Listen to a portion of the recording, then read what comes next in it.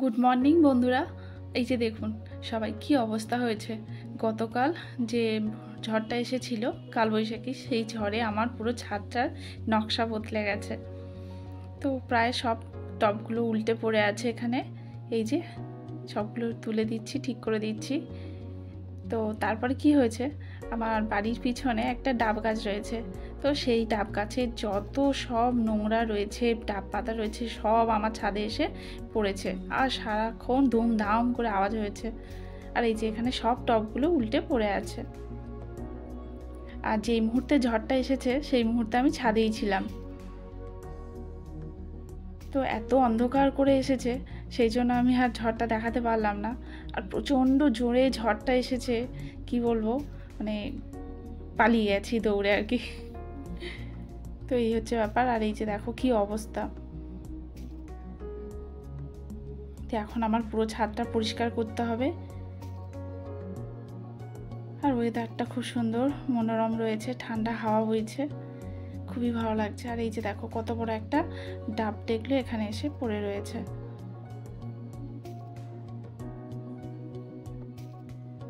আর এটা আমি এক হাতে টানতেও পারছি না। তো চলো ফোনটা রেখে দিয়ে এটাকে আগে আমি নামিয়ে নিই।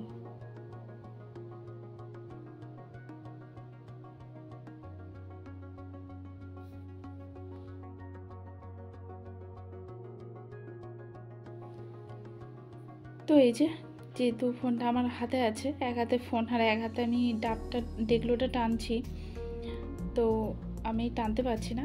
তো ফোনটাকে রেখে দিয়ে টানতে হবে। কি অবস্থা দেখো, কীরকমভাবে গাছের উপরে পাতাটা এসে ধুম করে পড়েছে। তো আস্তে আস্তে এটাকে টেনে নামাতে হবে আমাকে।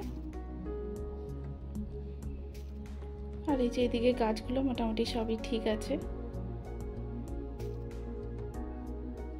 আর ওই যে কত সব নোংরা পড়ে আছে পুরো ছাদটাতে।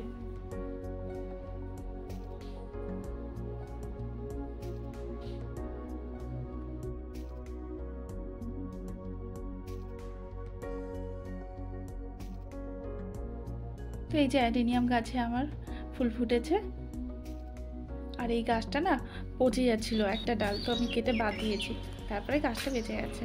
আর এই যে সব নোংরাগুলো এক জায়গা করে রেখেছি।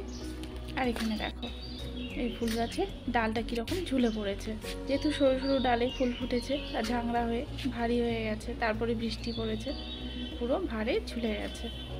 আর এই যে কত নোংরা পড়ে আছে ছাদের মধ্যে, এগুলো এখন পরিষ্কার করতে হবে আমাকে।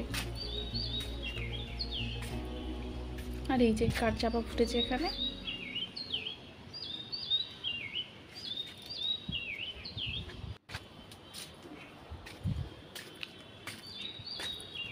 আর মানে এবছরই প্রথম এই নাক চম্পাটা ফুললো, কুড়ি এসেছিল।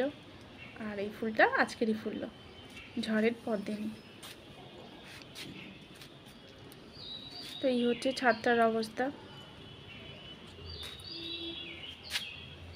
এতদিন পরে একটা কালবৈশাখী এসে তাণ্ডব মাচিয়ে চলে গেছে। আর এই যে পাখির কিচিমিচির ডাক শুনতে খুবই ভালো লাগছে এই মর্নিং টাইমে। আর এই যে নাকচম্পার একটা ডাল, ছোট ডাল ভেঙে গেছে, তো সেটাকে বসিয়ে দিয়েছি টবে। আর এই যে এই গাছটাতে পুরো কুঁড়িতে ভরে গেছে, আর কদিন বাদে ফুল ফুটবে, খুব সুন্দর দেখতে ফুলটা। তো চলো এখানে এই ছোটো ব্লগটা শেষ করলাম, আবার দেখা হবে আমার নেক্সট ব্লগে আপনাদের সাথে। তো সবাই তোমরা খুব ভালো থেকো, সুস্থ থেকো। আর ভিডিওটা ভালো লেগে থাকলে একটা লাইক করবে আর কমেন্টস করবে। টাটা।